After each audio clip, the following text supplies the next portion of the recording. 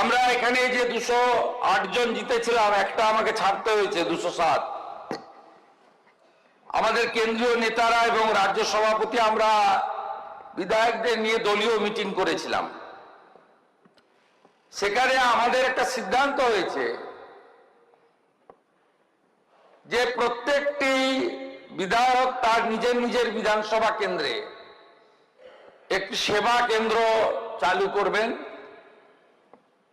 যেটাতে কেবলমাত্র তার বিধানসভার এলাকার জনগণের সঙ্গে বিধায়কের সম্পর্ক থাকবে এবং সেখানে দলমত বর্ণ ধর্ম নির্বিশেষে যারা তাকে ভোট দিয়েছেন তারাও পরিষেবা পাবে, যারা তাকে ভোট দেননি তারাও পরিষেবা পাবেন।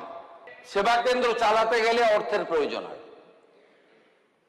একটা মিনিমাম ব্যবস্থা লাগে। এক্ষেত্রে আমার দুটো শর্ত বলুন, প্রস্তাব বলুন আছেন। স্পিকার মহোদয়কে এটা দেখে নিতে হবে, এনশিওর করতে হবে। একটা হচ্ছে যে বিধায়করা তাদের সেবা কেন্দ্র চালু করবেন সেই সেবা কেন্দ্রের নাম দিতে হবে নেতাজি সুভাষচন্দ্র বসু সেবা কেন্দ্র। আর পশ্চিমবঙ্গ সরকারের তথ্য সংস্কৃতি দপ্তর থেকে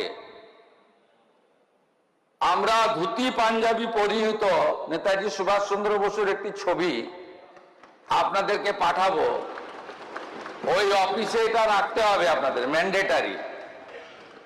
এই দুটো কাজ যদি করতে পারেন তাহলে 30,000 টাকা করে মাসে আপনারা সেবা কেন্দ্র চালানো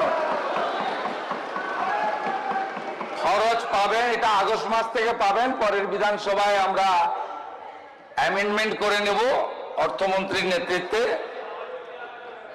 এবং একসঙ্গে আগস্ট মাস থেকে টাকাটা তখন পেয়ে যাবেন।